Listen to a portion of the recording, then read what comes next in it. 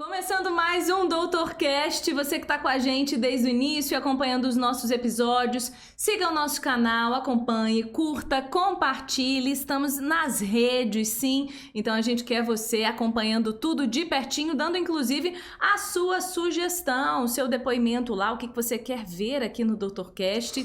Bom, hoje mais um episódio, mais um especialista, mais um convidado super especial para a gente bater um papo muito legal. Vou apresentá-lo já está comigo aqui.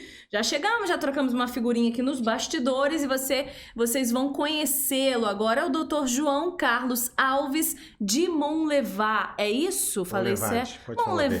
Monlevade. João Carlos. Mas esse nome todo o pessoal só conhece João Monlevade, né? É esse que é o nome de trabalho. Boa tarde a todos. É um prazer estar aqui. Obrigado, Aline, Fernando, a técnica aí. Assim, o nome de guerra é sempre o nome mais curto, né? Então fica muito grande aquele nome e tal, João Carlos Alves de Monlevade. Então fica João Monlevade. Inclusive tem uma cidade em Minas. É verdade. Muitas pessoas associam o meu nome a essa cidade. É verdade. Então fica mais fácil... Fica mais conhecido assim, um nome mais curto, né? De lembrar. Esse é o nosso convidado hoje, já tá aqui com a gente, vai falar muito da especialidade dele, ortopedia, na verdade, muito... Não vou dar muitos spoilers ainda, né? Mas muito especialista, assim, em uma área... em uma área só, né? Claro que como médico ortopedista e traumatologista, ele atua de diversas formas, mas ele vai comentar pra gente um pouquinho esse nicho, esse público dele, esses pacientes dele de uma área específica do corpo, bem legal, a gente vai falar muito sobre esse assunto. Eu só preciso lembrar, claro, os nossos agradecimentos à nossa patrocinadora oficial, Unimed Volta Redonda, sempre com a gente, acreditando no nosso projeto desde o início, valeu Unimed. E lembrando também, realização do nosso DoutorCast Ponto de Saúde Amplia Med, apoio Falo Mesmo, comunicação. Bora lá, doutor, porque tem papo, né? Vamos conversar. E ele falou assim, ó, eu falo. Juntou comigo então, doutor? 3 horas de conversa. É papo, viu? Olha. Então vamos lá, doutor João Monlevade, que é especialista, é ortopedista, especializado em cirurgia de... Ombro. Me conta um pouquinho, não tem como a gente fugir disso, como que foi escolher, ou o ombro te escolheu, como é que foi esse processo, há quanto tempo aí? Bom, olha só, deixa eu voltar um pouquinho no nome que você falou, então assim, eu tô um pouco ligado à siderurgia, a metal, a próteses, né? Por quê? Porque assim, Barão de Mauá trouxe lá no passado um engenheiro francês para o Brasil para desenvolver a siderurgia no Brasil. E esse cara é um francês, Jean-Antoine Félix de Saint de Monlevade. Esse cara veio desenvolver a siderurgia no Brasil. E meu pai é descendente dessa pessoa.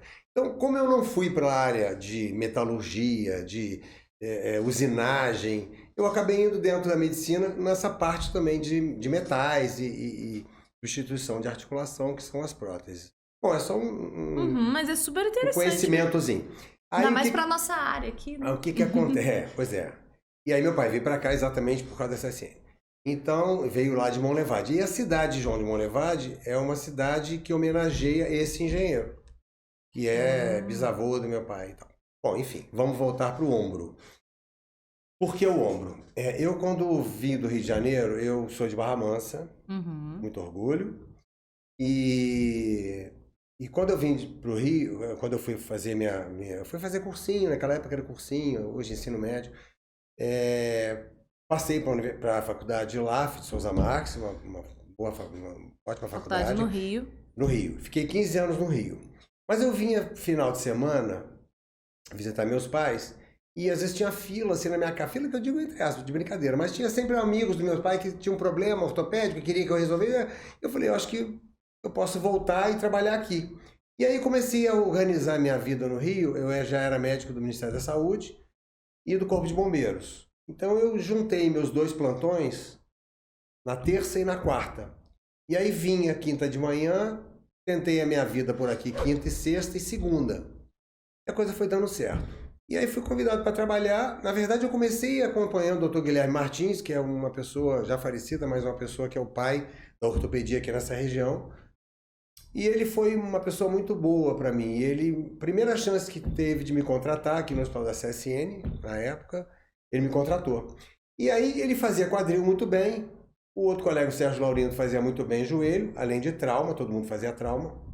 A doutora Regina fazia mão e o doutor Gilson a parte de ortopedia infantil. Mas todo mundo pegava junto na parte de trauma, né? Acidentado, chegava aqui e tal, a gente acabava operando. Não tem como fugir disso. Não. Aí Até hoje. o ombro nunca foi muito, as pessoas não gostavam muito do ombro, né? E aí o que acontece? Foram me empurrando. Ah, vai estudar ombro, vai estudar ombro. E eu comecei a me encantar pelo ombro e vi que a minha praia realmente dentro da ortopedia era o ombro, né? E fui fazendo, fui drenando, fui acompanhando, os ombros foram vindo para mim e eu acabei me dirigindo para essa área. Aí eu precisava especializar. Aí fui para o Rio de Janeiro, comecei a acompanhar um colega de muito nome no Rio de Janeiro, chamado Michel Simoni, que foi até médico do Fluminense, meu time de paixão. E aí eu fiz um estudo com ele, acompanhava a cirurgia, acompanhava o ambulatório com ele, e a gente acabou realmente fixando o pé no ombro e tá aí até hoje. Por que o ombro era tão abandonado assim, gente? Por que... Não, o ombro não era abandonado. Assim, as pessoas achavam difícil, é mais complicado. Dentro da ortopedia, na verdade, a ortopedia ela desenvolveu muito no pós-guerra. Por quê?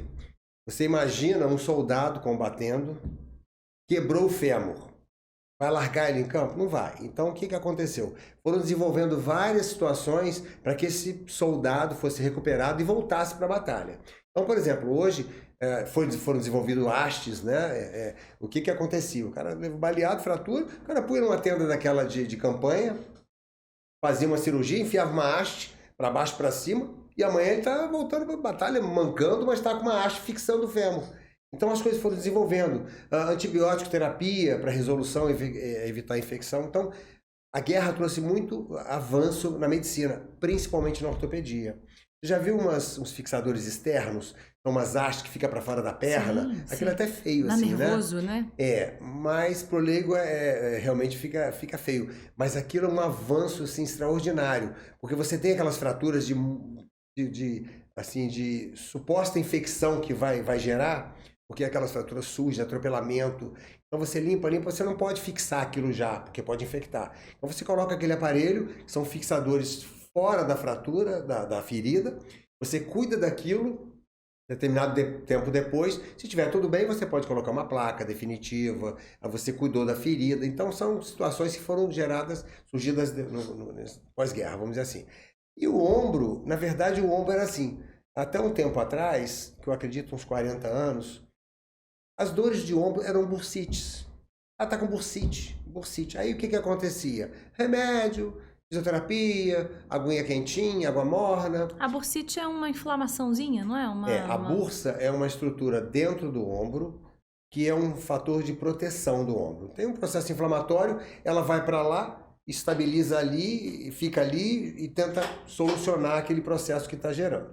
É claro, se for uma lesão maior, a gente depois pode falar disso, a bursa também vai ficar ali e não vai resolver.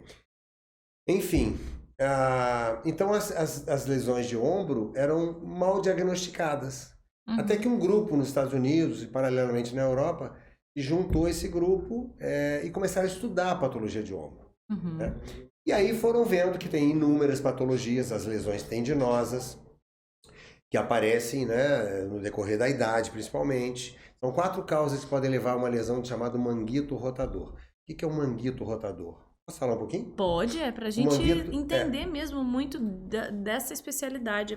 O manguito rotador é assim, tem a articulação do ombro, propriamente dita, a parte óssea, tem um grupo de músculos que dá estabilidade no seu ombro, né? Se você for pensar bem, por que o braço está do lado do corpo e não cai do corpo? Então você tem assim uma estabilidade estática e dá uma pressão ali, tem os ligamentos que amarram, fica paradinho, estático. E tem a dinâmica, que são elásticos que funcionam, que fazem esse manguito rotador, que faz um movimento, né, e estabiliza também dinamicamente o ombro. Só que esse conjunto de músculos, eles passam entre o acrômio, que é a parte óssea, o teto do ombro, e a cabeça do húmero. Então eles estão sujeitos a impacto. E o músculo mais alto, mais próximo do acrômio, que que sofre impacto, chama supraespinhoso, que é um músculo, transforma em tendão e prende no osso, mais importante desse conjunto do manguito rotador, que são 4 tendões. O mais importante é o supraespinhoso, e ele lesa com muita frequência. E as causas de lesão desse manguito são idade, acima de 50 anos de idade, todo mundo tem uma tendinopatia, um processo inflamatório de tendão, e vai gerar ali uma dor, uma tendinite, uma bursite, e pode ficar nisso ou evoluir para uma lesão. Então, idade, trauma, olha, eu caí no futebol, tô com uma dor no ombro que não melhora. Esforço repetitivo, dona de casa, roupa no varal, lata de mantimento de 5 quilos de arroz tem que ficar no alto da prateleira, né? Aí vai doer. Eletricista, pintor de parede, todo mundo trabalha, né? É um desgaste desse... É um desgaste. Desse músculo, né? Que vira um tendão. Porque, na verdade, o músculo vira tendão e prende no osso. A forma de adesividade do músculo ao osso é através do tendão. Então, você olha vermelhinho, o músculo fica branquinho, prende no osso. Uhum. Então, as causas são, como eu falei, idade, traumático, esforço repetitivo e o esporte, né? Como o esporte? Jogador de tênis, basquete, vôlei, a musculação.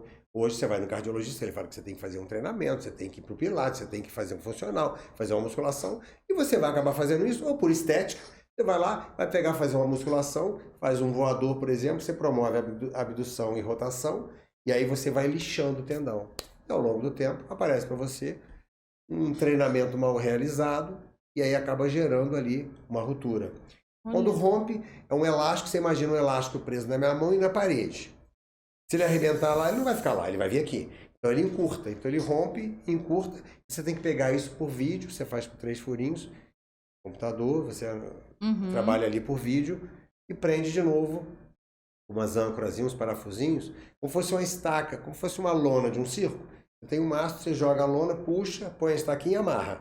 Mesma coisa aqui, você coloca as âncorazinhas, puxa o tendão e prende com essas âncorazinhas, essas estaquinhas. Isso deve doer muito, esse rompimento, Bom, né? eu não sinto dor nenhuma. Bom, enfim, o pós-operatório do ombro é doloroso. O manguito rotador é uma cirurgia que você trabalha com alguns analgésicos, derivados de morfina, é bem chatinho. Mas a dor que o paciente sente até chegar e resolver operar, principalmente à noite. Por quê? Então, porque durante o dia, ainda que você tenha uma lesão, esse manguito rotador, ele abaixa a cabeça do húmero, criando um espaço. E o deltoide, esse músculo de fora, levanta. Então, existe um equilíbrio de forças. Um sujeito forte, que é o deltoide, puxando uma corda, e 4 pessoas do lado de lá, que é o pessoal do manguito rotador, equilibrado, a corda esticadinha. É justo, né, essa distribuição. Bonitinho. Aí um machucou e saiu, né? Então, ficou mais fácil para esse cara. Então o deltoide está sempre fazendo a função normal dele de subir a cabeça do húmero e o manguito de abaixar. À medida que você rompe um tendão desse, você enfraquece. Só que durante o dia, o que acontece? Você está em pé, o peso do braço, a gravidade puxando para baixo, e você sabendo que você não deve fazer certos movimentos, você fica bem. Você controla. A não ser que você faça um movimento mais amplo, pegar uma coisa que vai cair e sente dor. À noite é um problema. Por quê? Você deitou, o peso do braço já é menor, a gravidade puxa menos o braço para baixo e você dormiu. Você não controla. O que acontece? O cara forte vai puxar. Tem 4, 3 ou 2, para ele tá fácil. E aí o deltoide levanta, faz impacto e dói. Aí a pessoa acorda, vai puxar uma coberta, dói. Vai virar na cama, incomoda. Aí chuta o marido ou chuta a mulher. Aí acorda e fica aquela via sacra noturna e não aguenta mais. Amanhã de manhã tá quebrado porque não dormiu adequadamente. Aí o cara vem para operar. Porque já chegou realmente num limite de dor e de incômodo. Às vezes vem até tarde demais, né? Então a lesão já está muito mais avançada, dependendo da idade, dependendo do tipo de lesão, do tamanho da lesão, da qualidade do tendão. Não tem aí mais você já não tem como suturar o tendão. Aí você tem uma indicação de fazer uma prótese. O que é uma prótese? Você substitui a articulação do ombro. Tem os componentes de titânio, de polietileno. Aí você não tem mais como suturar, pegar o tendão e puxar de novo, porque ele é um elástico. Você puxa e prende de novo, né? Como ele eu falei. Já tá todo não tem mais desgastado. Jeito. Aí você, depois de 70 anos de idade, dependendo da qualidade do tendão, você não tem como fazer mais a sutura tendinosa por vídeo ou por cirurgia aberta. Aí você indica uma prótese. Aí substitui tudo, troca a articulação, a pessoa volta a funcionar e sem dor, né? Claro que você ter um ombro, Papai do Céu te deu, é uma coisa. Um ombro sintético, exigem, de metal, aham. é uma outra história, mas te dá uma qualidade de vida muito boa. A pessoa vive bem, 10, 15, até às vezes um pouco mais, mas a vida útil de uma prótese, ela dura em torno de 15 anos, em média. E aí trocas? Por isso que a gente faz mais tardiamente. Porque hoje em dia o brasileiro está vivendo 90, 100 anos, mas enfim. Hoje, assim, quanto mais tardiamente você fizer, eu tenho uma lesão muito grande, chegou num ponto que não dá mais, você vai fazer a indicação mais precocemente. Tem doenças que você precisa fazer até mais precocemente. A artrite reumatoide é uma doença reumática que destrói a destrói a articulação em si, no geral. E quando você pega um paciente com uma artrite reumatoide num grau avançado, com dor intensa, você pode operar o cara e fazer uma prótese até muito mais cedo, 30, 40, 50 anos. Só que você vai ter essa expectativa de fazer uma nova cirurgia, uma revisão futura, e ele ainda é novo, né? Por conta do material, né? Porque o material dá um desgaste, que tem a própria estrutura óssea também faz uma reação ali, um tempo de vida contra o útil, né, metal. ali. Tempo de vida útil. E essa cirurgia, qual que é o nome dela? Ela é a mais comum, talvez? Chama lesão do manguito rotador. Aham. E você faz uma sutura do manguito rotador através de uma videoartroscopia. Ela é hoje uma das cirurgias mais procuradas, assim, é o que acontece mais, o que chega mais no seu consultório, uma das? Hoje você, assim, eu faço... Bom, a gente tem um grupo aqui em Volta Redonda, nós somos 4 que trabalham juntos. Uhum. E tem mais 3 que a gente está sempre junto, trocando informação, temos um grupo de ciência que a gente discute caso, coloca caso e tal. Então, assim, o carro-chefe de um consultório de um cirurgião de ombro é a lesão do manguito rotador. Por essas 4 causas: idade, o brasileiro está vivendo mais hoje, o trauma, acidentes na rua, carro, né? O esforço repetitivo, a mulher foi trabalhar, foi à luta, tem mais lesão, e por viver mais também a gente acaba tendo mais, aposenta mais tarde e tal, enfim. Tem mais esforço físico e o esporte todo mundo hoje treina, faz uma academia, faz um pilates, você predispõe também esse tendão a uma lesão. Então hoje você opera muito mais manguito rotador. Tem uma outra patologia que é a instabilidade. Não sei se você já viu, o jogador de futebol tá jogando e para de jogar porque o ombro saiu do lugar, já viu isso? Ai, nossa, saiu, deslocou, né? E desloca, aí às vezes não consegue voltar, ou quando volta fica repetitivo. Então chama luxação, luxação é sair, desarticular. Luxação recidivante, porque ficam várias vezes, do ombro, né? Então, enfim, aí você tem que fazer uma cirurgia também para você reparar os ligamentos, você estabiliza e o ombro para de luxar. Por que isso acontece? Traumático, a grande maioria é traumático, né? Tem alguns pacientes que têm uma instabilidade multidirecional, vamos dizer assim, tem fatores dele que ele tem os ligamentos mais frouxos, então também tem indicação. Mas a grande maioria é a luxação recidivante decorrente do trauma da lesão. Né? Aí fica aquele buraco, porque a articulação ela tem que trabalhar de um jeito justo. E se você cria um espaço, uma folga, é isso aí, ele começa a escapar. E aí você tem que fechar para passar mais. Apertar ele. Refazer os ligamentos. Entendi. Também com âncoras e por vídeo. E tudo é por vídeo, né? Você tá falando... Hoje em dia a ciência, a medicina avançou muito, né? Não sei se isso antigamente era feito de outra forma, mas qual a sua percepção aí? Alguns anos já na estrada, né, doutor? Quantos anos tá na... Bom, esse ano eu faço 40 anos de formado. 40 anos de formado. E como ortopedista, né? Área... Eu me formei em 82. E aí fiz 3 anos de residência. Na verdade, fiz 5 anos de residência. Então, de ortopedia tem aí 30 e poucos anos. 7.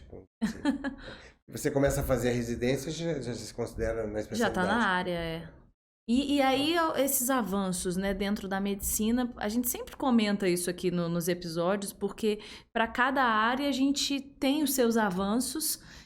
A sua percepção como médico, como ortopedista, dentro da sua escolha, né, de ombro, o que você percebe hoje de avanço tecnológico na medicina? Imagino que muita coisa, né? Então, essa cirurgia de luxação recidivante de ombro é uma cirurgia extremamente difícil de fazer.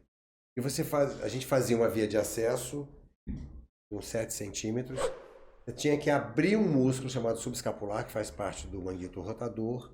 você desinserir esse músculo. Quer dizer, você fazia uma lesão para você entrar na articulação e lá dentro, num espaço pequenininho, você trabalhar com a sua mão, fazer o fechamento da lesão, voltar, fechar a lesão que você causou, você tem que abrir para você o tendão para tirar da frente, para você enxergar, né? E lá dentro. Uma cirurgia assim num funil muito difícil e você depois recuperar um ombro de uma maneira mais complicada, porque você tem lesões que você teve que criar para chegar lá. Hoje, por vídeo, você faz 3 furinhos, 2 furinhos, você está enxergando o ombro dele lá dentro, coloca as âncorazinhas, dá um ponto com a pinça, e extremamente menos doloroso, uma resolução muito mais rápida, muito mais fácil de realizar. E a gente diria até que seria como se fosse um videogame, ou seja, bem mais simples, com resultado muito melhor e com resultado muito mais rápido, né? E menos doloroso. Geralmente você fazia muitos cortes, muito afastamento, muita incisão, e aí realmente era mais doloroso, né? Então, e muito mais demorado, imagina, a cirurgia, sim, né? muito mais. Então, Quanto tempo antes e hoje, assim, pra gente ter um panorama? De cirurgia? Por exemplo, uma luxação recidivante, você fazia em torno de 2h30, 3. Hoje você faz uma vídeo até com meia hora de cirurgia. Nossa. Em média, 1 hora, um tempo tranquilo, muito bom para fazer. Dependendo da lesão, uma lesão mais simples, mais fácil de resolução, você faz em 40 minutos, tranquilo. 1h15 é um bom tempo de resolução. Você chegou a fazer essas cirurgias de forma manual? Pegou... Muito. É ruim até lembrar, né? Era bem mais trabalhoso. Muito trabalhoso. Muito. Imagino a recuperação disso. E aí, há quanto tempo essa evolução nesse aspecto? Porque a gente está falando de uma cirurgia pontualmente, né? Mas imagino quantos avanços em outras também. E tem quanto tempo isso? É recente? A gente faz vídeo? Que é? Então, a videoartroscopia, ela começou no Japão, né? Chama videoartroscopia. Videoartroscopia. Artro de articulação. Videoartroscopia. No abdômen, videolaparoscopia. Então, é videoartroscopia de articulação. A vídeo no mundo, no Japão, eu acredito que tem uns 50 anos. Né? No Brasil, a coisa foi chegando mais demoradamente. Então, assim, a gente já faz aqui vídeo. Eu opero o ombro desde 88. Foi o primeiro ombro que eu fiz aqui na região. Mas, enfim, a gente faz vídeo de ombro, eu não tenho assim uma precisão, mas mais de 20 anos, 25 anos eu já faço. Quando você fala assim, eu fiz a primeira cirurgia, ainda lembra com clareza a primeira cirurgia de ombro? Lembro até de uma paciente que estava viva até pouco tempo atrás, chamada Dona Ernestina. Então eu lembro porque assim marcou, né?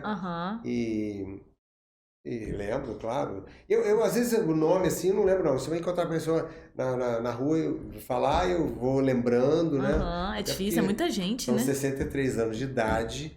40 de formado, é uma coisa meio complicada, a cabeça vai ficando... Tem uma noção de quantos atendimentos e quantos pacientes nesse período? Ou cirurgias? Olha só, é só a gente fazer uma continha. Eu sozinho faço em média 15 ombros por mês. Já fiz 30, quase que um por dia. Hoje em dia... a gente tem uma agenda que não cabe muito. Quando aperta muito... de muita cirurgia, eu faço sábado de manhã, faço hoje à noite, eu vou ter que fazer uma, eu não gosto de operar final de tarde ou de noite. Mas tem situações que você tem que marcar. É igual aquele baile do interior, que assim, a costureira está lotada de roupa para fazer, ela trabalha de madrugada, ela faz vestido de madrugada, só tem ela. Então a gente assim, quando aperta muito, a gente espirra para feriado, opera no feriado, opera de noite, opera sábado, eu fiz cirurgia domingo. Então, assim, porque realmente fica complicado. Mas eu faço em média 15 ombros por mês. Nossa, é assim, muita gente. Imagina, no ano você faz 15 vezes 10, 150, 180. Se você multiplicar isso por 20 anos, já dá um bolo. Mais uns 25 anos de formado, é muita gente. É muita gente. É para lembrar disso, né? Os pacientes têm que ter paciência, né?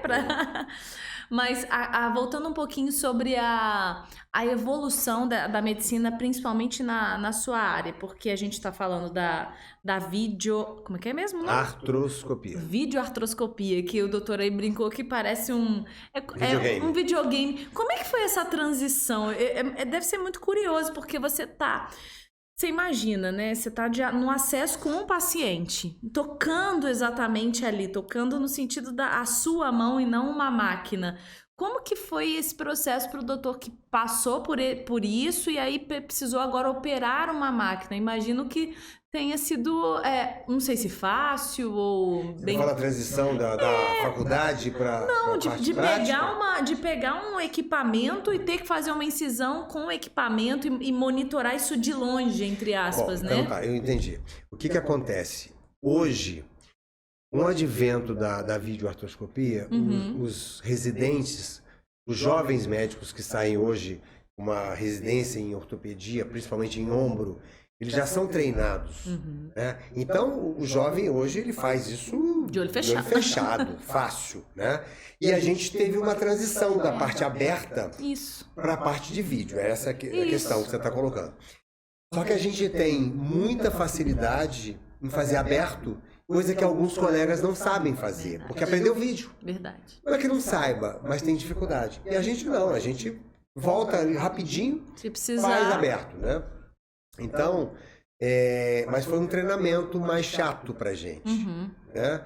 Um residente de 20 e poucos anos, ele pega aquilo ali muito fácil, domina aquilo muito facilmente. A gente já começou um pouco mais tardiamente. Então teve um pouco de demanda, um pouco de dificuldade, mas isso a gente tem a chamada curva de aprendizado, né? Então você vai. E coisa boa a gente curva. acostuma rápido, né? É o que a gente fala. Sem dúvida, vídeo é muito legal. Mas é muito curioso, assim, eu sempre acho muito, eu particularmente acho muito curioso mesmo a questão da vídeo em si, porque você não tá ali direto no paciente, você tá olhando por um videozinho, né, uma imagem, e então tem esse trabalho diferenciado. É um avanço da medicina, assim como eu imagino que tenham outros, né, como até placas específicas. O que você percebeu aí ao longo dos anos, até relacionado a material, né, de uso aí?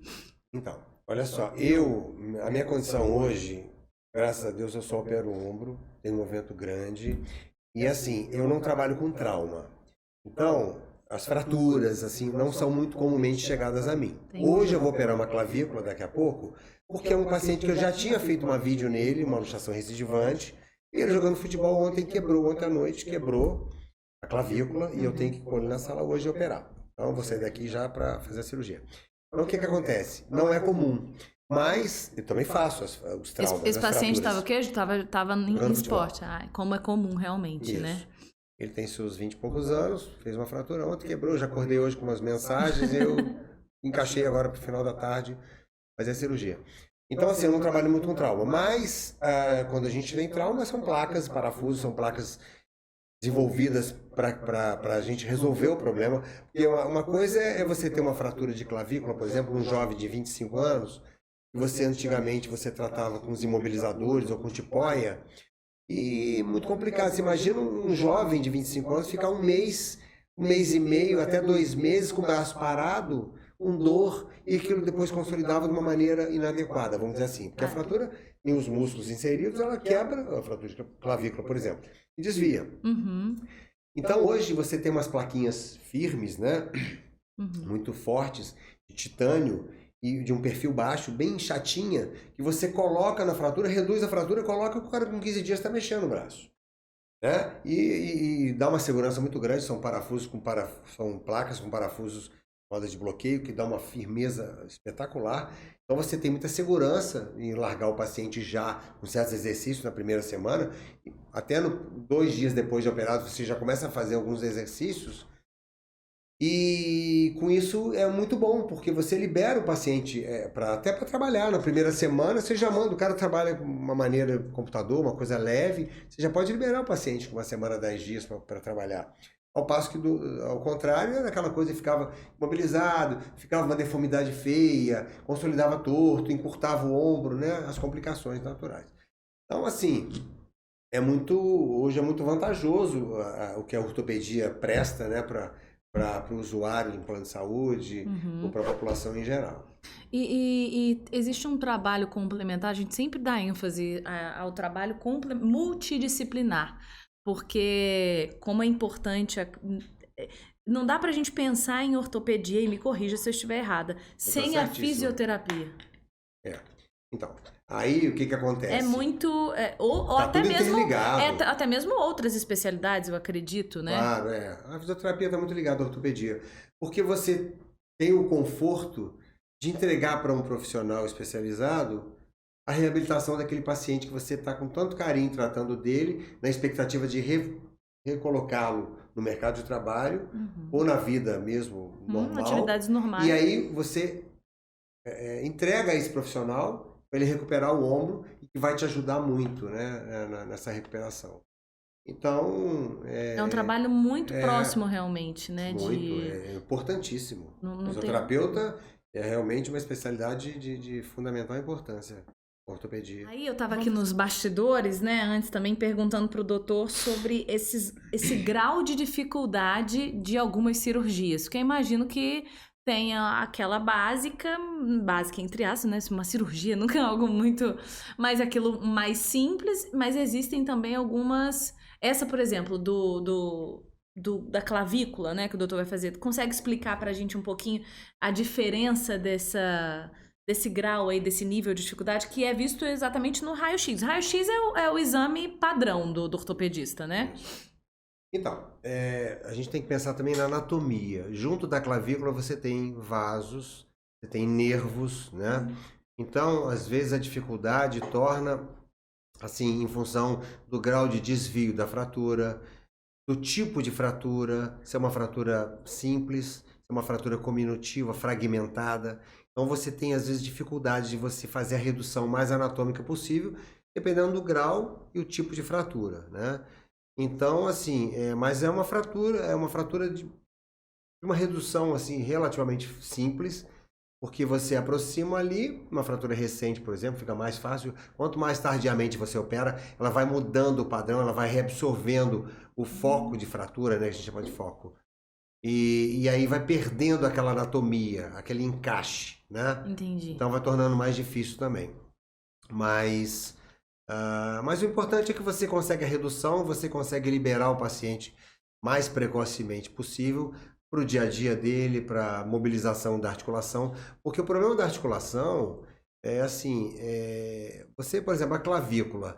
Você imagina, você tem a articulação externo-clavicular, do externo com a clavícula, e a articulação acromioclavicular. São duas articulações importantes. Se você deixa ele parado em 2 meses numa tipóia para consolidar, você impediu a movimentação. A articulação parada não é uma coisa boa, né? Mesma coisa, antigamente, por exemplo, uma fratura de perna.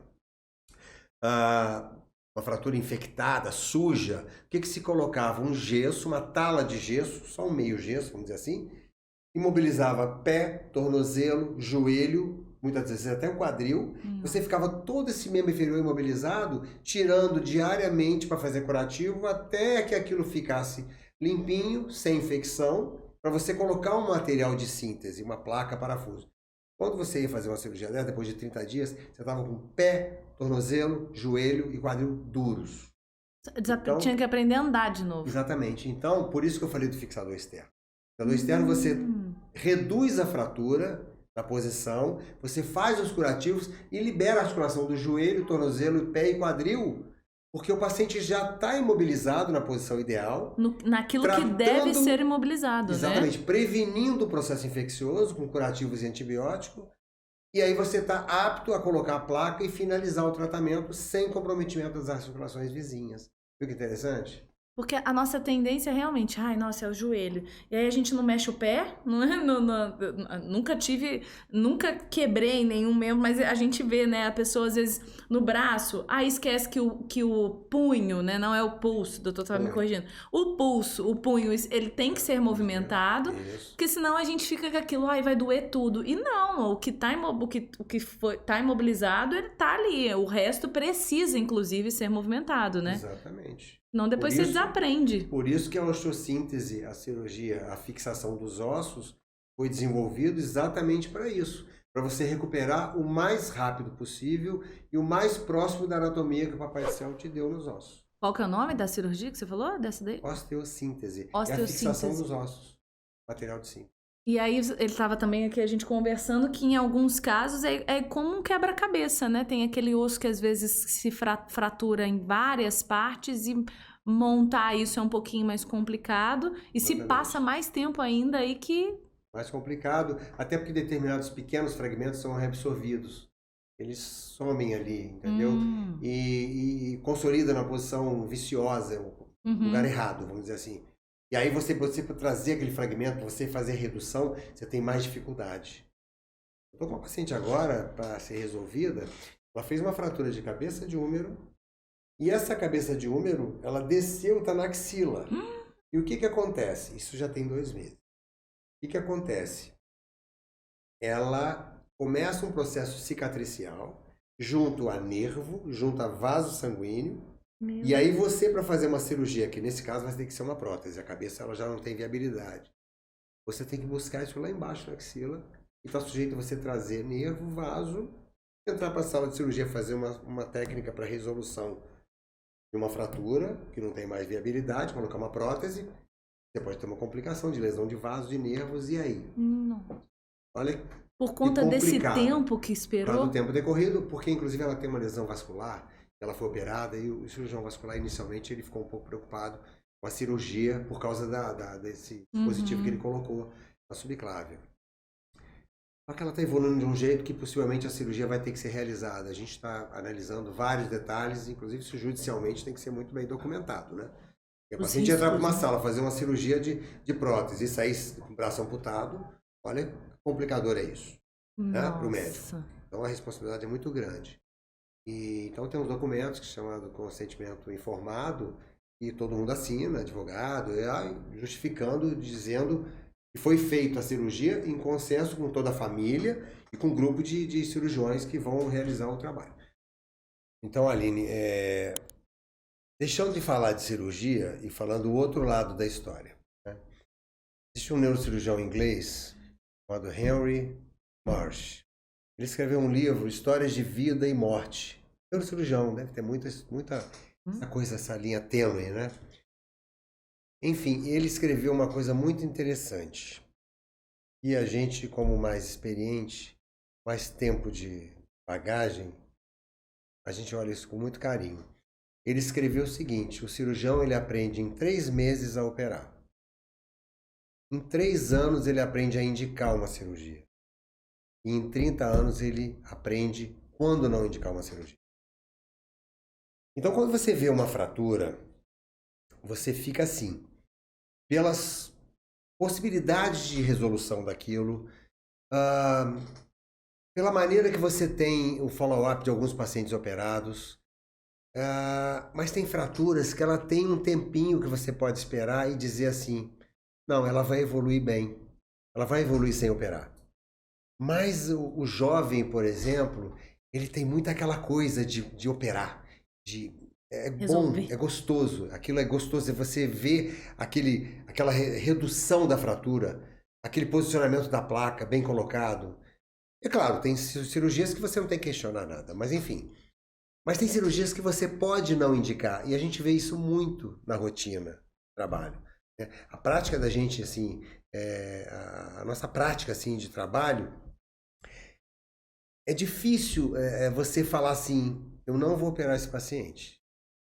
E passar para o paciente que você pode esperar.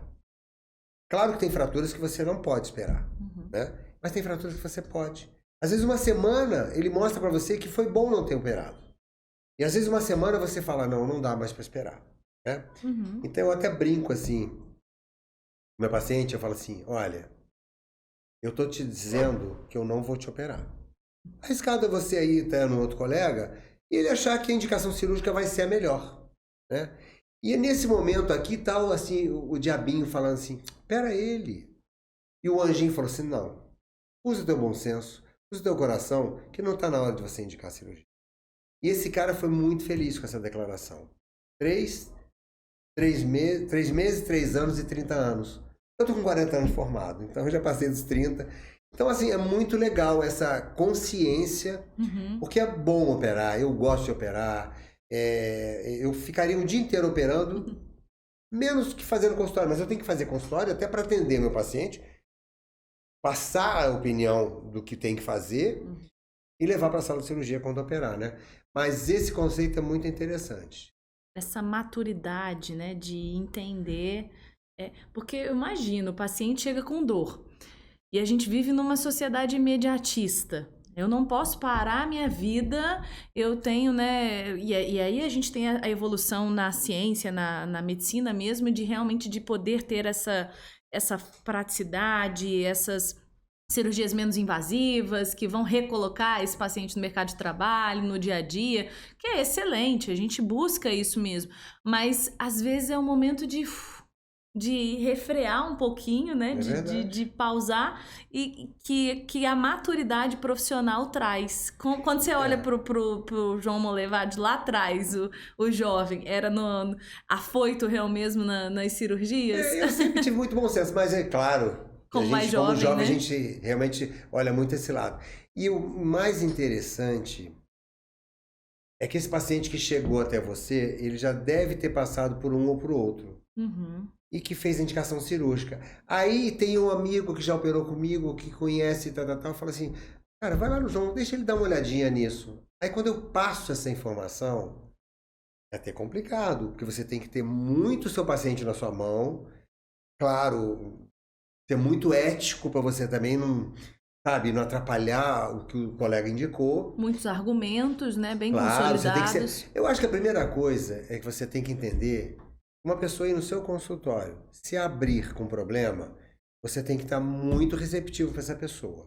Se você não for uma pessoa que, olha, entra na vida dele, entende que ele tem nesse momento uma condição que ele pode tratar conservadoramente, não cirurgicamente, e ele tem alguns problemas a serem resolvidos, você tem que entender isso. Uhum. Nesse entendimento, faz com que o paciente entenda que você quer resolver a vida dele realmente. Se tiver que ser o cirúrgico, eu vou ter, olha, infelizmente, gostaria de ser de uma maneira diferente, mas é cirúrgico, não tem jeito. O colega que indicou muito bem feita a conversa que ele teve com você. Acho que você pode continuar com o colega, ele é um profissional que ele vai resolver, ele é especialista em cirurgia de ombro, você pode ficar com ele, fica à vontade, tá? Vai resolver, né? Como eu estarei resolvendo, se for o caso, a escolha por mim. Mas você tem que dizer com muito cuidado. Porque às vezes você fala, tá vendo? Olha lá, o colega indicou cirurgia, queria operar, só quer operar. Ou você ouve as pessoas falando, eu não vou no doutor não, porque o doutor só quer operar. Né? Você já ouviu falar isso. Uhum. Então, às vezes você tem que colocar isso para ele e deixando uma situação de que a cirurgia dele, pode ser que semana que vem eu vou ter que confirmar. Entendeu? Mas eu dei uma chance porque eu sabia que tinha uma possibilidade de operar e ele já se preparou. Não adianta você querer indicar uma cirurgia, querer operar o doente se o doente não está preparado. Uhum. Então é muito importante essa psicologia médica. Então tem pacientes idosos que você sabe que vai cair numa cirurgia, que você tem um tempo de espera e que você tem que sentir que o paciente chega para você e fala, doutor, já fizemos o que tinha que fazer, agora vamos operar. Uhum. É muito melhor do que você indicar uma cirurgia precocemente, como eu já cansei de ver colegas que indicam, que às vezes não tem aquela conversa adequada com o paciente e o paciente não fica com ele. Uhum. E vai procurar um outro colega mais experiente. Tem outros colegas aqui na praça que também são experientes, de muito bons resultados profissionais, e que procuram também. Então, assim, a medicina é assim, né? É uma coisa muito interessante. Você fazer uma opção de fazer medicina é uma arte que você tem que saber lidar com o seu paciente. Você não leva o paciente para operar. Você não consegue. Se você não tiver habilidade de mostrar para ele a sua capacidade técnica, o seu entendimento profissional, o seu entendimento dele com a família dele, com o que está se passando, com o trabalho dele. Se você não tiver o paciente na sua mão, você não consegue operar. E o paciente vai voltar. E outra coisa, eu sou muito chato. Os meus pacientes, todos têm meu telefone, todos têm o telefone da minha secretária. Ela sofre, coitada. E eu tenho todos os pacientes agendados com meus telefones, com os telefones deles. Por exemplo, hoje surgiu uma situação onde amanhã poderia ser um problema, em 2 cirurgias que eu tenho amanhã à tarde. Imediatamente já resolvi, porque eu liguei para o paciente, liguei para tal, então é muito fácil. E outra coisa eu falo para o meu paciente, qualquer início de problema, por favor, me liga. Sábado, domingo, eu até brinco, não me liga de 11 da noite até 5 da manhã, que é a hora que eu durmo. Né? Mas depois disso você pode me ligar que 5 horas da manhã eu estou em pé. Então eu prefiro que o paciente me ligue, me manda mensagem, porque você pegar um processo, por exemplo, infeccioso no início, é muito mais fácil de resolver do que depois de 10 dias, porque não quis incomodar o doutor. Entendeu? Então isso dá um conforto. O paciente se sente seguro. O meu médico me deu o telefone dele. Eu vou ligar e disse que eu posso ligar. Isso não é nenhuma demagogia, não estou querendo ser melhor que ninguém. Mas eu tenho essa preocupação.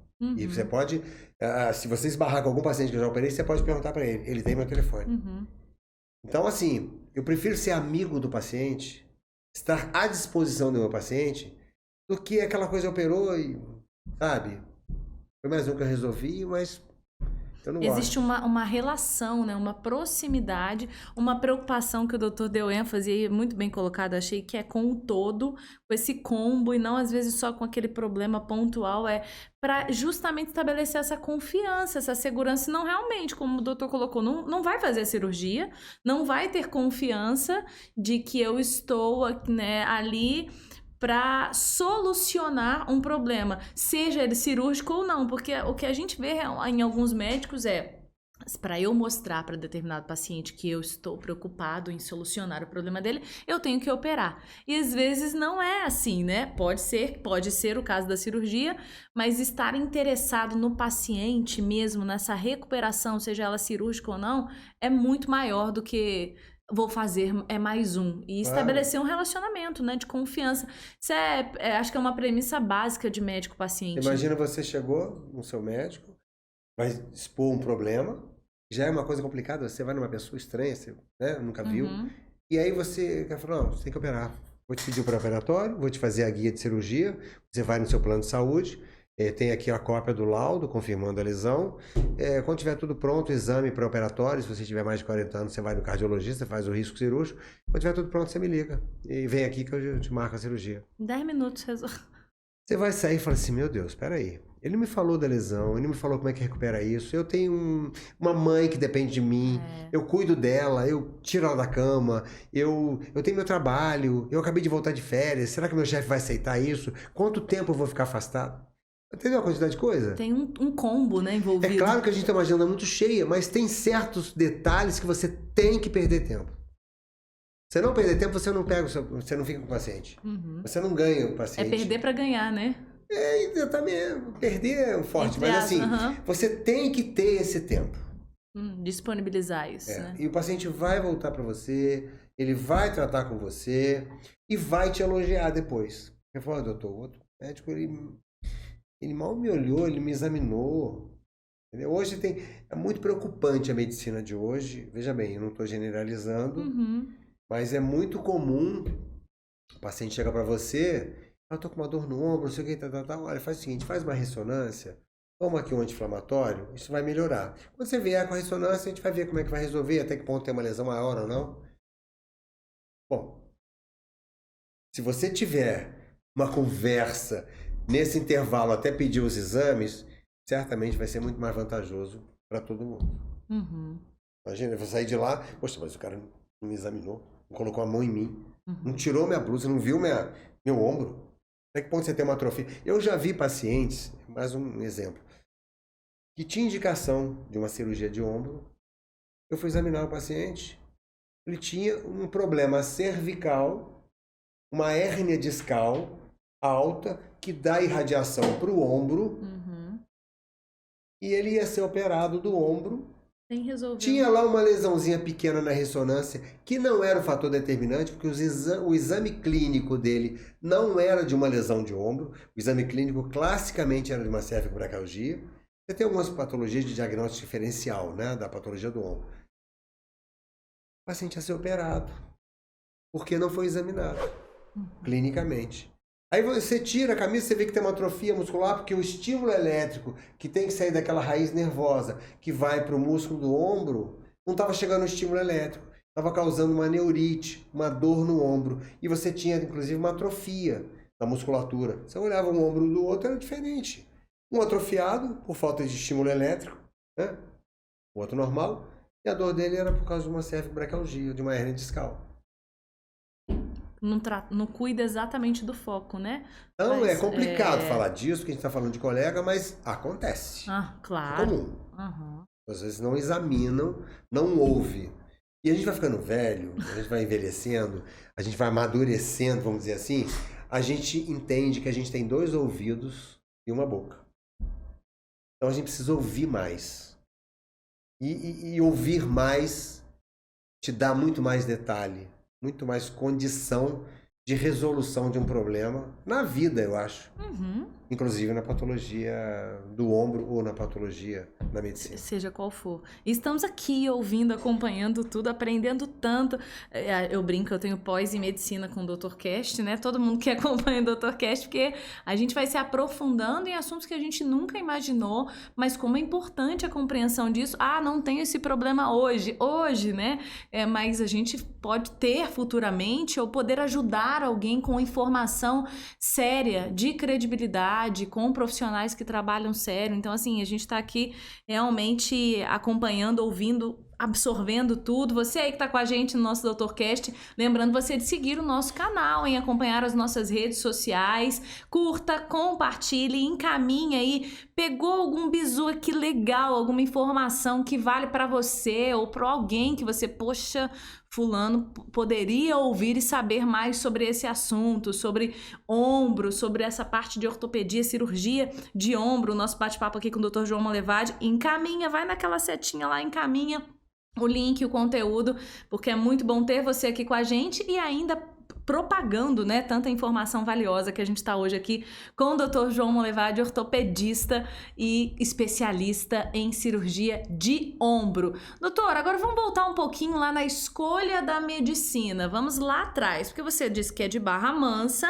e a gente quer conhecer um pouquinho. Eu tenho já o seu histórico aqui, né, mas eu vou deixar para o doutor falar, mas conhecer um pouquinho por que quis ser médico, se tem médico na família, como que foi essa escolha primeiro de vou ser médico e depois ainda ortopedista? Bom, eu sou de uma família, meu pai é industrial, era falecido, e de uma família, como eu te disse, a historinha lá do passado, do Barão de Mauá e tal, então a gente tinha toda uma linha para seguir para a área de metalurgia, engenharia, e aí talvez direito para defender os negócios do meu pai, administração de empresa, economia. Quando eu assustei, a gente fala Barra Mansa porque eu trabalho em Barra Mansa e Volta Redonda, então a gente é uma cidade só praticamente. Mas quando eu assustei, eu tinha saído, naquela época era ginásio científico, né? Enfim, eu saí do ginásio e alguns amigos saíram de Barra Mansa para estudar aqui no Macedo. E eu fiquei em Barra Mansa porque eu fui fazer contabilidade por orientação do meu pai, dos negócios que ele tinha, e eu achei que seria melhor. Só que quando eu assustei, depois de 1 mês, 2 meses, eu falei, não quero isso. Minha praia não é isso. Minha praia é biomédica. E aí eu gerei assim, um probleminha familiar, mas meu pai, uma cabeça muito boa, entendeu perfeitamente. E aí meus amigos que migraram de Barra Mansa para o Macedo, que era assim meio... Barra Mansa é uma cidade que eu adoro, mas é uma cidade pequena. É como se saísse de um córrego e entrasse num rio. Volta Redonda pra gente era assim. Então eu vim para Volta Redonda e meus amigos me ajudaram, eu peguei matéria de 2 meses e eu consegui... E entrei aqui no primeiro ano do Macedo com o pessoal do meu grupo. E aí eu fui me encaminhando para a área de biomédica. Até que eu, quando fui fazer vestibular, eu realmente já queria medicina, já estava entendido que era medicina. E fiz, e aí foi daí. Então essa mudança já começou lá da saída de contabilidade para a área, para o científico. E que dentro do ensino médio hoje... eu já me encaminhei para biomédica, né? Mas não tinha ninguém na família? Não, tem irmãos? Não, você ninguém. O único médico sou eu. E você tem irmãos? Tenho um irmão que é administrador de empresas. Todo mundo, o pessoal foi para outras áreas. E um outro irmão falecido que era engenheiro. Faleceu até no voo da Air France, aquele voo fatídico. É mesmo? Meu irmão era diretor da Saint-Gobain. E Nossa. nesse voo ele foi, trabalhando. E ele era engenheiro. Então, eu só o único médico da família sou eu.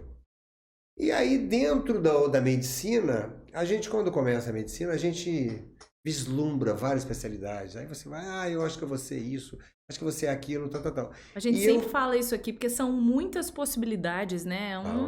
Se você não chega ou mais ou menos definido, você realmente tem a possibilidade de ver muita coisa. É verdade. Aí eu No 5º ano de medicina, eu comecei a trabalhar com 2 ortopedistas de um nome absurdamente grande no Rio de Janeiro.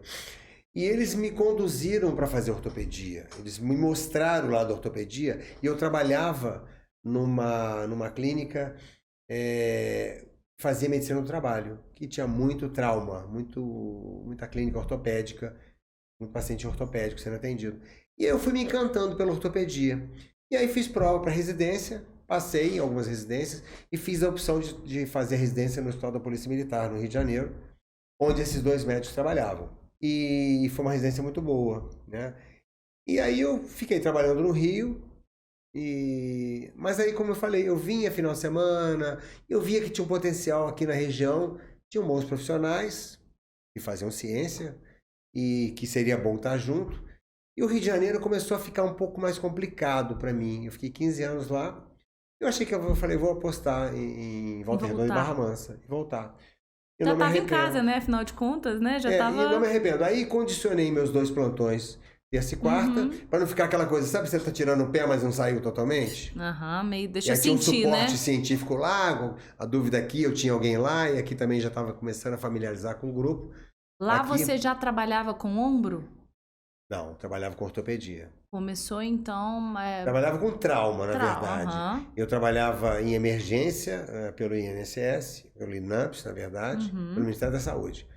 E trabalhava com trauma no Corpo de Bombeiros. Era aquelas ambulâncias que rodam e ia sair para atender. E várias coisas, inclusive cesárea, essas coisas, tudo que não era minha praia. Mas era o que o bombeiro... não é o que o bombeiro faz, né? Então... Aí chegou num ponto que ficou muito complicado. Essa estrada aqui, eu começava a dormir, ficou perigoso. E aí eu trouxe meu vínculo do Ministério da Saúde para a região, mas o bombeiro ficou complicado, porque não tinha aqui ainda, né?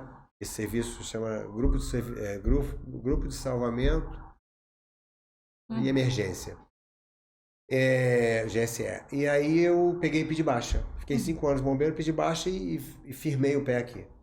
E aí, quando você olha primeiro para essa escolha da ortopedia, né? Dessa especialidade, antes mesmo da especialidade do ombro, né? Mas foi acertada e depois de voltar aqui, porque um bom filho a casa torna, né? Voltar aqui, porque você estava em casa, ficou longe um tempinho. Essas 2 escolhas, como que foram assertivas? Então, a minha vida é muito objetiva. Sou muito objetivo. Eu acho assim, eu tenho sim e tenho não. O não você já tem. Mas se eu conseguir o sim, ótimo. Então, assim, o que a ortopedia mostra pra gente? Resolução. Não que as outras especialidades não mostram. Mas você trabalhar com metabolismo, porque a célula tal faz isso, é uma coisa que você estudou, mas você não visualiza. A ortopedia ela é muito prática, muito objetiva. Você pega um osso quebrado, você montou ali, fixou. Você tem uma articulação danificada, você troca a articulação. Então, assim, você tem uma lesão no esporte, você vai lá e trata essa lesão. É uma coisa muito mais prática. Os colegas até brincam que a gente não faz medicina, a gente faz marcenaria, né? Então, é assim, porque você tem realmente essa resolução na sua cara, né? Então, e além do que, a ortopedia é uma especialidade muito procurada, né? Então, Verdade. foi assim, uma coisa que casou bem. E aí, dentro da ortopedia, eu fui me encantando, estudando as patologias do ombro, fui fazendo cursos, a gente viaja ainda, né? Fazendo muito curso no Brasil, no exterior. Agora o Congresso Brasileiro de Cirurgia de Ombro e Cotovelo vai ser em agosto, em Gramado. A gente já está indo para lá. A gente tem muito contato com os colegas do Rio, São Paulo. Então a gente, assim, é meio... Quando você fala gente, você fala desse grupo, né? grupo, Que é um grupo bem fechado do grupo, exatamente. Então, assim, a gente é um grupo bem estudioso, todo mundo bem focado no que faz, muito embasado cientificamente. Não dá pra parar, né, de estudar, porque outro ponto que a gente sempre aborda aqui no Dr. Cash é como que isso... Tem novidade o tempo inteiro e tem que, imagina, 30 e poucos anos, 40 anos na área, não tem como parar, né? Não. Até porque a medicina é uma evolução, é o que você está falando. A todo momento você tem novidades. Eu fazia uma cirurgia aberta de instabilidade, de manguito rotador, e se eu ficasse naquilo lá, eu ia ser engolido. Né? E o próprio paciente vai falar, não, pô, eu vou fazer uma cirurgia aberta, vai fazer várias lesões, eu vou ter muita dor, por que eu não vou fazer com outro colega que faz por vídeo? Claro, é evidente. Então você tem que evoluir. E isso é uma evolução natural dentro da especialidade, né? Hoje tem cirurgia de robótica, já é uma coisa um pouco mais complicadinha, porque você trabalha com computador e um robô trabalha fazendo a cirurgia que você fazia por vídeo. Meu Deus do céu. Isso já é feito, São Paulo, muitos países já têm isso aí. Mas no Brasil, primeiro que é uma cirurgia muito cara e a gente trabalha com convênios, então isso tem que ter todo um suporte, tem que ter uma aprovação, tem que passar para o Senado, Congresso, uma série de situações que vão aprovar algumas coisas. E aí a gente acha que a robótica realmente vai demorar um pouco mais para chegar, né, na ortopedia, no ombro. Já chegou, mas pra gente, pro interior, é um pouco mais De complicadinho. forma prática ainda não, mas no conhecimento já tá ali, né? Porque você já precisa opa, isso tá na área, daqui a pouco vai chegar, se não chega e ainda vai entender o que é e tá atrasado, não dá, né? Isso aí. E o legal também, que eu acho bacana, que a gente quando fala que tá no interior, hoje a gente não tem interior mais, a gente tem uma região muito grande aqui, né? E a gente é muito respeitado, sabe? Que isso é legal. Porque você não tá aqui sendo mais um, passando um remedinho para tirar a dor. A gente hoje é muito respeitado aqui, esse grupo que a gente tem. Vamos considerar uns 7, 8 aqui, que estão sempre juntos. Então a gente tá ligado ao pessoal da UERJ, a gente tá ligado ao pessoal da UFRJ. Então a gente publica alguma coisa, fez uma cirurgia tal, publicou, o pessoal curte. Pô, nos Estados Unidos o pessoal curte. Olha. Profissionais lá, porra, altamente técnicos, mas vê que a gente tá fazendo a coisa direito, comenta, né? Então, assim, e até a gente brinca, tem um pessoal que a gente tá muito ligado agora da UERJ, eles vêm de vez em quando aqui operar, a gente vai lá operar com eles, e um pessoal de muito base científica, e aí eles falam, cara, vocês são cascudos, pô, até outro dia eu postei uma coisa e postei num... Eu gosto muito de música, eu gosto de rock. Ontem foi o dia do rock. O dia do rock, é verdade. Ontem foi o dia do rock. E aí eu postei uma cirurgia e coloquei uma música do Foo Fighters chamada Learn to Fly. Ah, maravilhoso. Adoro. Aí, o que acontece? Quando eu postei essa cirurgia e coloquei o Learn to Fly, assim, como fundo, né?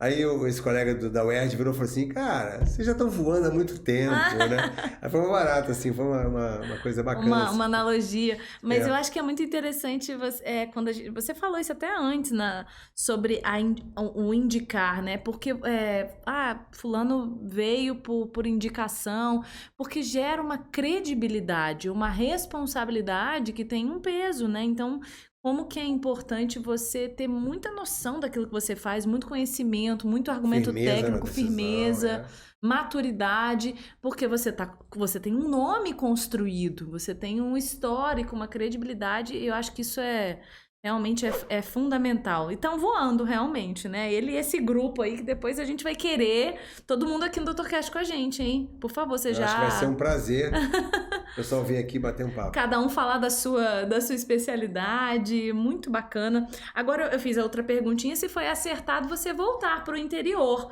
Então, quando você olha para esse percurso aí de alguns anos já de volta para casa, né, que eu falei, o bom filho a casa torna, foi acertado? Porque, afinal de contas, muita gente saindo daqui querendo ir para a capital, e você fez o caminho inverso. É claro que quando eu resolvi voltar, eu sabia que tinha uma base aqui, porque é aquela história, no Rio de Janeiro ou São Paulo, você acha que, na minha época, você visualizava o interior como uma coisa assim meio tranquila, pacata, aquela medicina basal, né? E na verdade, eu trabalhei muito mais aqui do que lá.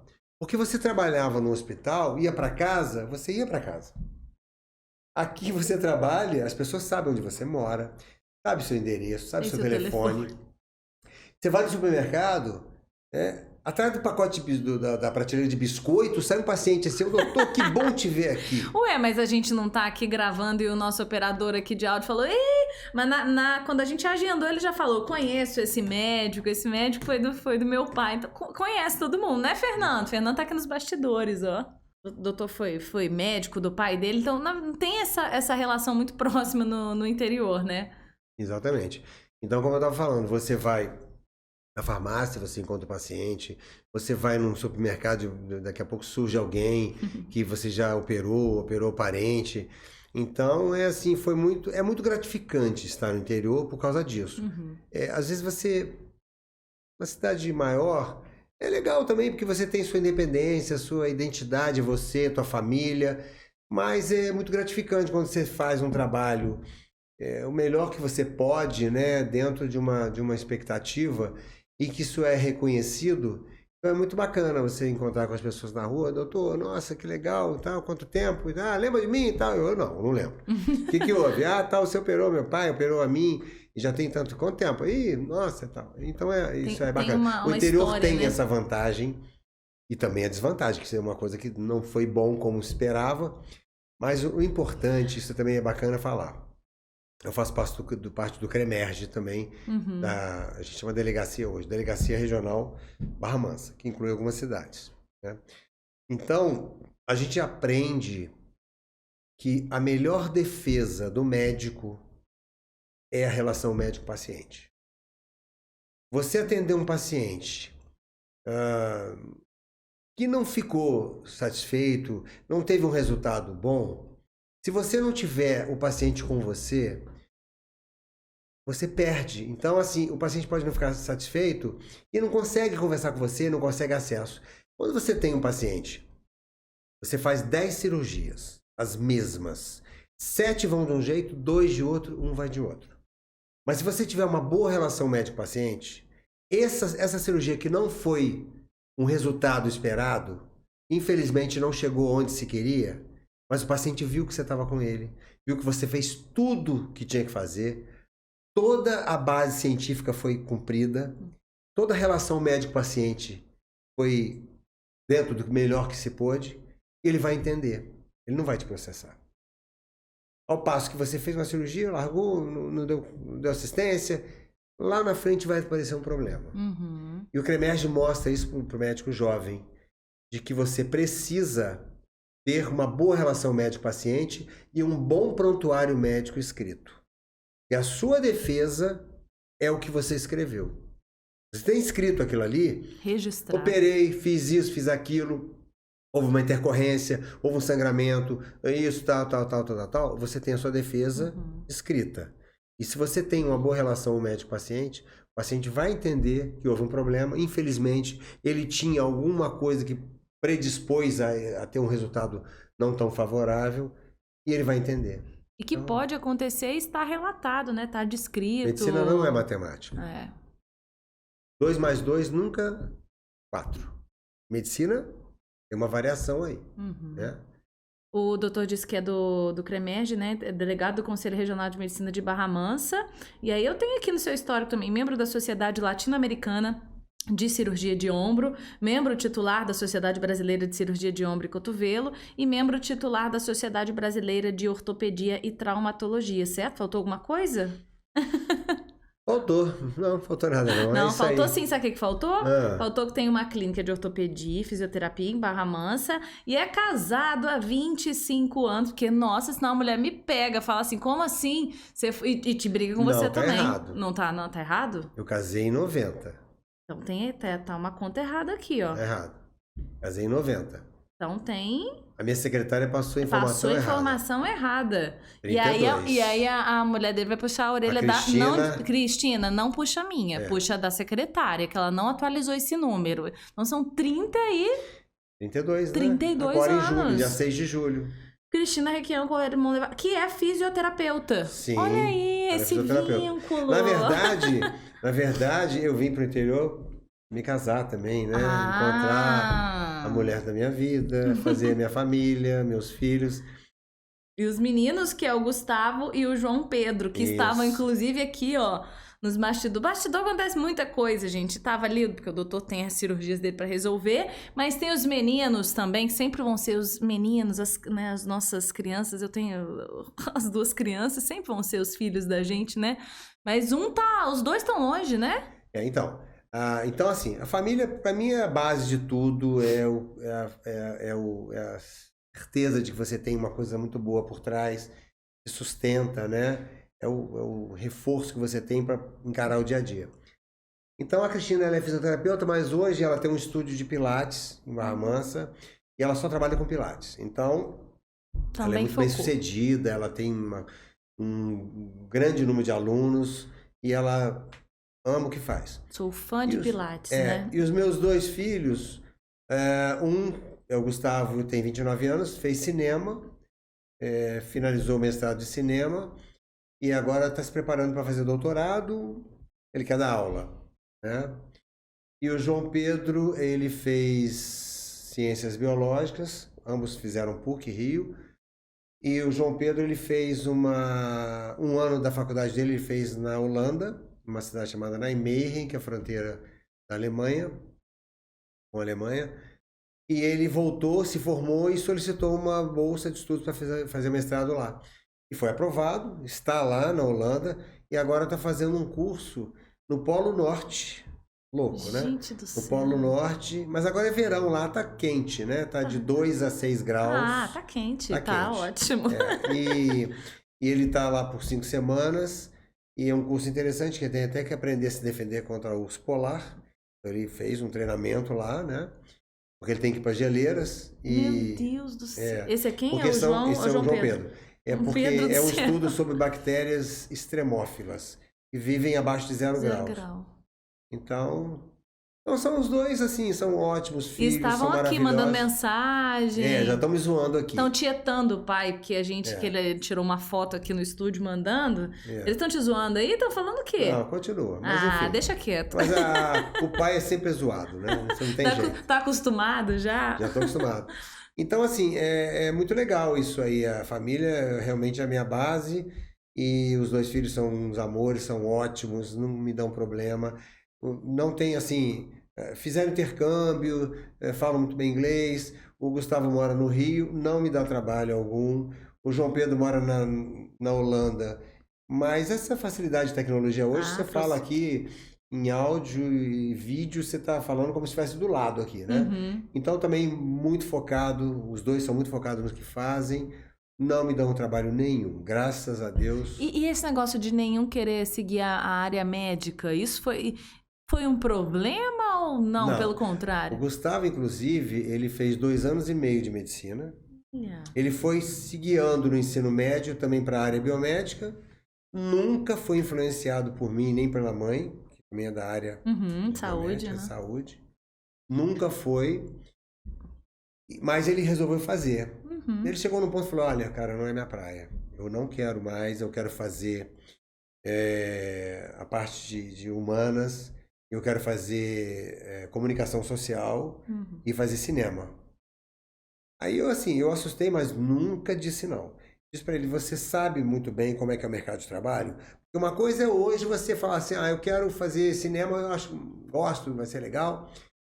Mas depois eu quero ser feliz. Tá, mas o que é felicidade? Será que você depois de formado você vai ter emprego? Felicidade é essa. Você está fazendo o que você gosta e não tem como ganhar dinheiro, constituir família, se sustentar. Né? Tem tudo uma reflexão. Eu falei: né? não, isso eu vou me virar, porque o cinema, pai, não é só... Eu falei, inclusive cinema, o que eu sei? Tem um Spielberg, tem um produtor que põe dinheiro, e tem lá as pessoas que estão lá filmando e tal. Eu não entendo. Né? E me preocupa. Ele falou: não, o cinema tem muita coisa. Tem uma ramificação muito grande que eu tenho emprego, eu vou conseguir. Isso é comigo. Você pode esperar que eu vou realizar meu sonho. Eu falei: tá bom. Eu falei para ele: Gustavo, decidir na vida é muito difícil. Eu tenho um paciente na minha frente, eu tenho que decidir com ele que ele vai operar ou que ele não vai operar. Isso é difícil. Decidir que você não quer medicina e você quer cinema, a coisa é sua. Você está assumindo uma postura. É isso que você quer? É. Então ele foi fazer cinema. Ele falou: só preciso que você pague a minha faculdade. Você já jogou muito dinheiro fora, que era uma faculdade particular. E eu sinto muito. Falei: mas isso aí já foi, esquece. Você vai fazer a sua faculdade. Eu sabia que ele queria passar para a PUC, era o que ele queria mais. Não tem problema algum. Você vai estudar no particular, sem problema nenhum. E vai fazer o que você quer e seja feliz. Né? Foi o que ele fez. Aí, quando ele terminou a faculdade, ele fez uma prova para mestrado na UFRJ. Eram 250 candidatos para 2 vagas, 2 bolsas, e ele conseguiu. Ele tirou o 2º lugar. Então, tem muito mérito, né? Agora está se preparando para o doutorado, né? E o tema dele foi cinema indígena, né? Ele foi muito elogiado, a avaliação dele do mestrado foi, assim, 10, assim, de orgulho. E agora grande. você entende um pouco mais sobre o cinema ou ainda é uma coisa distante? Ou cada um no seu quadrado, Não, né, Gustavo? cada um no seu quadrado e a gente vai... E tá tudo certo. vai se dando bem, vai explicando, vai... É claro que a gente tem uma concepção de filme que a gente quer ver, a gente tem pouco tempo. O tempo que a gente tem, a gente quer ver um filme que agrade, né? Assim, Uhum. você ficou naquele tempo, foi bacana, foi um lazer que você teve, né? Eu, na verdade, eu não vejo muito filme. Minha mulher vê, séries e tal. Eu sou assim, o tempo que eu tenho pra televisão é futebol. E tá, e aí você falou logo no início, ele já mandou a letra que é o Fluminense. Sou tricolor de coração. Enche a boca tenho pra falar. orgulho, meu time tá bem. Tá E bem se não tivesse, doutor? Se não tivesse, eu ia fazer o Não, quê? vai Eu falar que até é digo que o dia que eu morrer, eu quero a bandeira do Fluminense em cima do meu caixão. Ai, gente. Já disse isso e... Seja como o time estiver na época, não tem problema. A gente não tem jeito, a gente é apaixonado, é isso aí. Nos entendeu? momentos bons e ruins. Claro, Acompanha evidente, tudo? é igual casamento. É de ir em estádio? Ou já Não foi muito, o tempo? Porque hoje a facilidade que você tem... Imagina você ver um jogo 9h30 da noite no Maracanã. Igual agora a despedida do Fred. Verdade. Imagina, se bem que eu não tava nem aí, foi aniversário da Cristina, a gente tirou um final de semana pra ir a Tiradentes. Ó moral, hein, Cristina? Aí a gente foi a Tiradentes, fomos sexta-feira e voltamos domingo. Evidentemente que foi um acordo. Eu disse a ela, vamos jantar, mas o jogo vai estar seguindo no meu telefone. Não, tudo bem. Então vi o jogo todo, né? E o foi combinado legal. não sai caro, né? Não sai caro. Então, assim, foi muito bom e a gente passeou e tal. E ela já casou sabendo, né, desse amor também. Mais ou menos. Algumas coisas a gente não fala muito, não. Deixou meio ali. Mas eu gosto muito de futebol. Eu não vejo só jogo do Fluminense. Hoje, por exemplo, tem 2 jogos importantes para o Campeonato Brasileiro, melhor, para a Copa do Brasil. Se eu tiver tempo, eu vou operar ainda. Se eu tiver tempo, eu vou ver alguma coisinha lá, né? E além do futebol, você também falou que é um fã de rock and roll. Teria mais algum hobby aí que a gente desconhece ou deixa quieto? O tempo que eu tenho, tô dirigindo, eu me desloco Barra Mansa, Volta Redonda, então o tempo que eu tenho, eu tô ouvindo rádio. Então tem rádios assim que tocam muito rock, né? Mas eu não gosto daquele rock pesado. Gosto, mas assim, não quer dizer que eu só ouço rock pesadão, não. Tem muito rock hoje, muito grupo de rock hoje eu gosto e que são mais melódicos, né? O próprio Ozzy Osbourne, que é um cara que come morcego no palco, Na hora de mas cantar, tem baladas, tem verdade. músicas bonitas, né? Tem Aerosmith também, que é legal. Eu já falei do Foo Fighters, que eu sou fã. Bom demais. Tem muita coisa, tem Blur, tem Verve, que são bandas novas, que são legais também. Então, assim... Os meninos gostam música... também? E bacana é isso, porque assim, eu não gosto de sertanejo, pagode, forró, Não é tua cabe, praia. não cabe, né? E assim, e é legal que assim, os meninos aprenderam também. Hoje já está um pouco diferente, mas o João Pedro, por exemplo, que é mais novo, ele ouve muito o que eu ouço. Mas eu tô dirigindo, aí tem uma música assim que tá rolando que eu sei que ele gosta, eu dou uma fotografada, mando pra ele, pô, maneiro, isso aqui e tal, né? E o Gustavo já tem uma linha um pouco mais pra música brasileira hoje, que também eu gosto, mas assim, eu não poria uma rádio que toca música só brasileira, entendeu? Então... Eles acompanharam legal, então eles seguiram isso, entendeu? Dá pra compartilhar esse gosto musical também. Exatamente, é bacana. E o Fluminense também é compartilhado? Não gostam de esporte, de futebol. De futebol? O João Pedro gosta muito de escalada. Ele treina, sabe? Então, lá na Holanda, ele foi até agora para a França, uma cidade chamada Fontainebleau. E essa cidade é uma cidade de pedras, e eles fazem escalada nessas pedras, com colchões. A mãe fica desesperada. Meu filho, pelo amor de Deus, você vai cair. Imagina, Cristina, seu coração. Você vai cair dessas pedras, pelo amor de Deus e tal. E o Gustavo gosta muito de natação. Gostou muito, já ganhou até medalhas na época de colégio. Hoje ele tá meio parado, pedala, faz uma caminhadinha. Mas o Gustavo não é muito chegado, o Gustavo é mais cabeça. Né? O João Pedro é mais focado em corpo. O João Pedro é mais assim, cuidadoso com a alimentação. Pensa mais nisso. cozinha, onde ele Olha. mora num apartamento com mais 2 pessoas. Então ele faz a comida dele, ele vai na feira, ele compra lá a alimentação que ele acha Aham, balanceada, aham, se alimenta bem, come no tempo certo, uhum. faz escalada, tem as academias. Porque na Europa você tem uns estúdios, não, mas uns galpões. Então, assim, são ginásios Imenso. imensos, com aquelas pegadas de escalada, com Uhum. as trilhas coloridas, as Ah, dificuldades. que possibilidade, É né, que uma tem. É coisa um assim mundo, né? espetacular. Então ele mora na cidade dele, interiorzinho, lá na Imaging, ele tem lá uma academia Olha. imensa, ele faz a musculação dele e treina também Uhum. nesses Ele é do ginásios, né? radical, ele é do esporte mais radical, né? Ele, Não, de ele, tudo, ele né, fez intercâmbio radical. na Nova Zelândia, eu tive que assinar um Ai, documento Jesus. que falava que ele podia mergulhar com tubarão, pular do bug jumping E ai de você e se não pular de assinasse, né? paraquedas. Ele falou assim, você assina e não leia. Eu assinei e mandei. A mãe falou, você é louco. Ai, Eu falei, você Jesus. faz o seguinte, quando você for pular de bug jumping, você Meu fala que Deus. você já pulou. Não fala que vai pular, não. Senão vamos morrer do coração aqui. Você vai voltar, não tem pai nem mãe. Ah, já foi. Exatamente. Então ele faz isso tudo, ele gosta, E como né? que um filho é diferente do outro, né? Assim, Completamente em alguns diferente. aspectos muito parecidos, mas em outros, cada um vai para um canto. Ô, doutor, mas tem aqui, só pra gente finalizar no último histórico aqui, que me colocaram, aí você também vê se a sua secretária está certa, que falou que você gosta da família. Peraí, deixa eu ver. Suas paixões, além da medicina da família, são a Roça. roça. Aí, viu, ó? Então, é porque assim, eu passei grande parte da minha infância numa chácara onde minha mãe mora. Minha mãe hoje é uma senhora adoentada, 91 anos de idade, mas está saudável. Mas ela Uhum. tem Parkinson, uma demência progressiva, então eu ainda tenho que colocar no meu dia a dia 2 a 3 visitas na casa dela. Ela mora em Marmança, mas num bairro, então um pouquinho afastadinho. Então, eu tenho que realmente estar sempre junto, porque eu que administro tudo, cuidadora, Uhum. medicamentos, fraldas. E a Unimed Volta Redonda, ela é uma grande parceira minha, porque eu, além de ser médico cooperado, tenho o serviço do AD, atendimento domiciliar.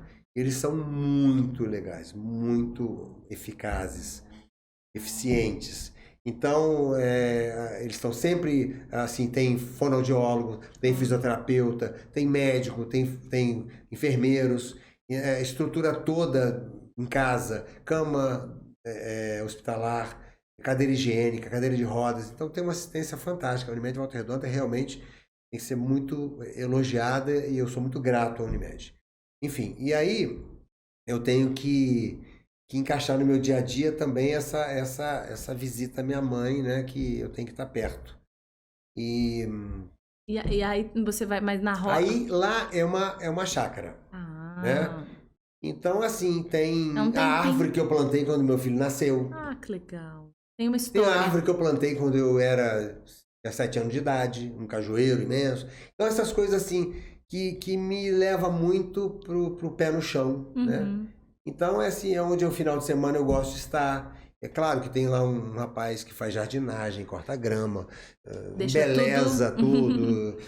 Mas assim, mas eu tenho o lado que eu também gosto. Então eu vou lá, De relembrar esse. planto, Aham. eu colho mandioca, por É exemplo, mesmo. enxada, Aham. bota, eu curto. Então isso para mim é muito prazeroso e me tira da seriedade do dia a dia e me joga numa coisa mais focada na natureza, né? A gente fala que é o doutor sem o doutor na frente, né? Que aí é o.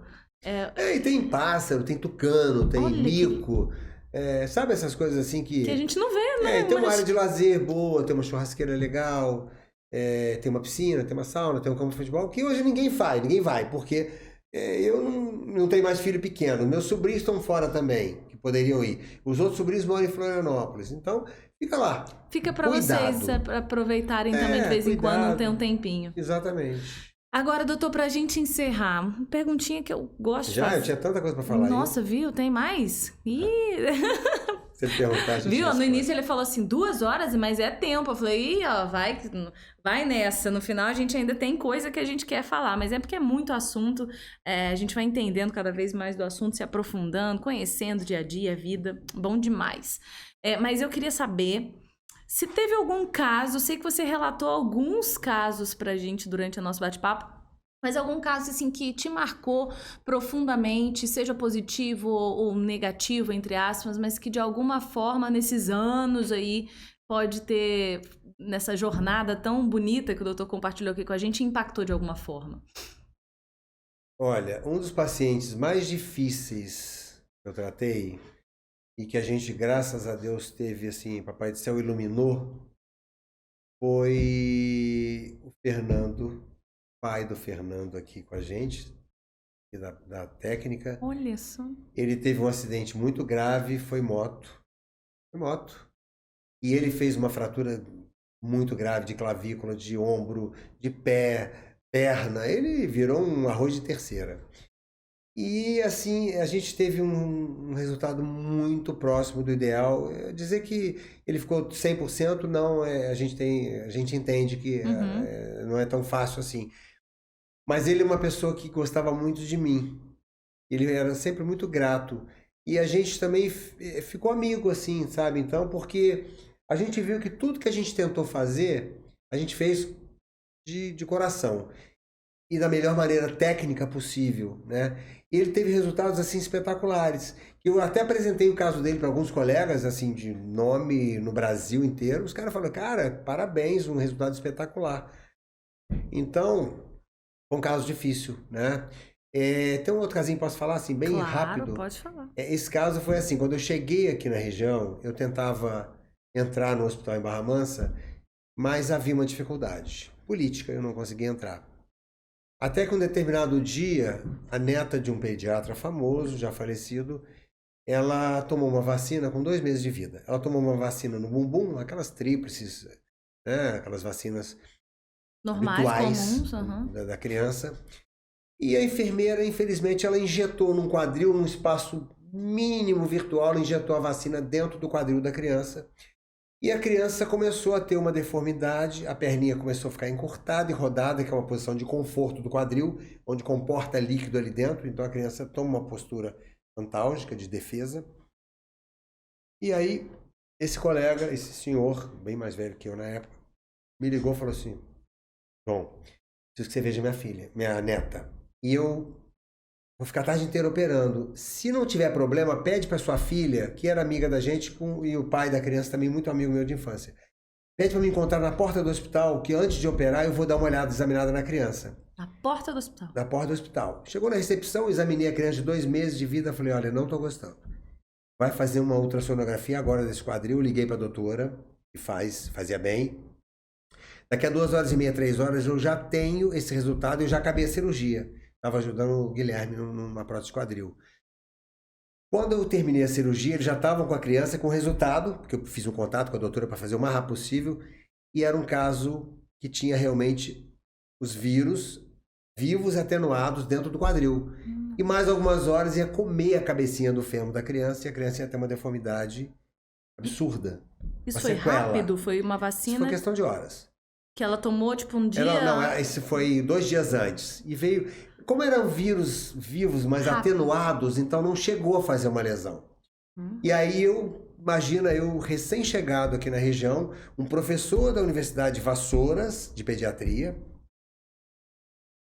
me dizendo me passando o caso e que eu tomasse uma decisão.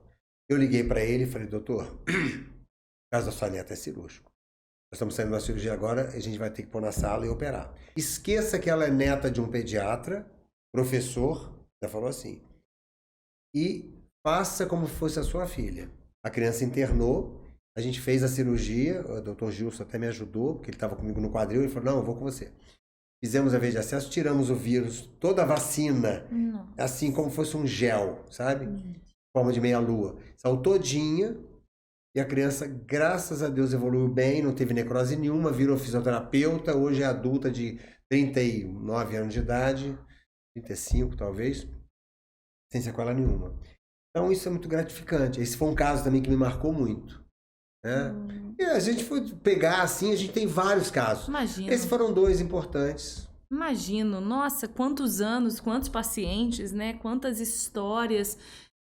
Que legal, doutor. Olha, eu queria muito te agradecer a sua disponibilidade. Eu sei que o seu tempo aqui, ele estava aqui, gente, ele tem uma cirurgia hoje, a gente remanejou, ajustamos as agendas, porque a gente gostaria mesmo desse tempo longo, porque quanta coisa a gente ouviu e aprendeu Então, muito obrigada pela sua disponibilidade, por estar compartilhando a parte da sua jornada tão importante na ortopedia, na nossa região, no nosso estado, no país, como que você compartilhou e agregou tanto. Então, obrigada de coração mesmo.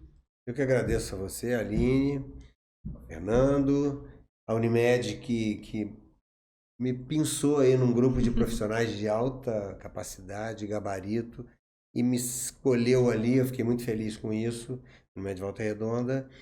E eu só tenho que agradecer, foi um bate-papo agradável, foi uma tarde muito boa.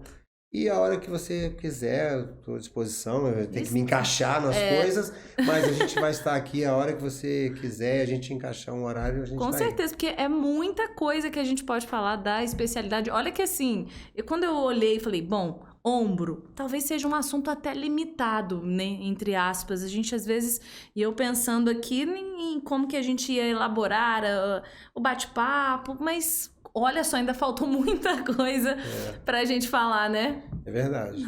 Mas eu acho que deu para contribuir, né? Com certeza, uma falamos muito, foi bom demais. Eu quero agradecer, além do doutor, mandar um beijo aí pra Cristina, pros meninos, Gustavo e João Pedro, lá, um muito mais longe, né? Aí, mas um abraço, obrigada aí por cederem um pouco também do tempo do pai e do marido, né? Porque eu sei que é um tempo que seria dedicado, se não ao trabalho, à família, como ele bem evidenciou aqui, que é o suporte de tudo.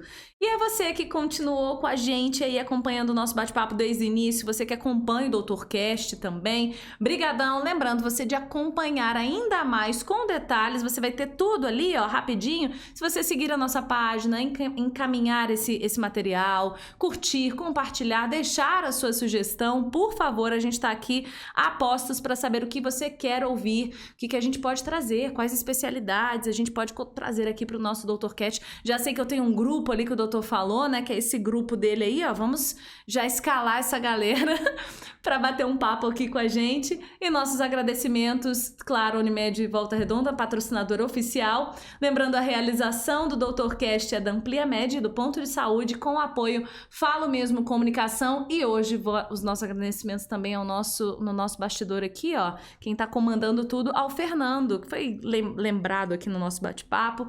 Valeu, Fernando, tamo junto. É isso, gente, acompanha o DoutorCast, tem mais episódios vindo por aí, tá? Tchau!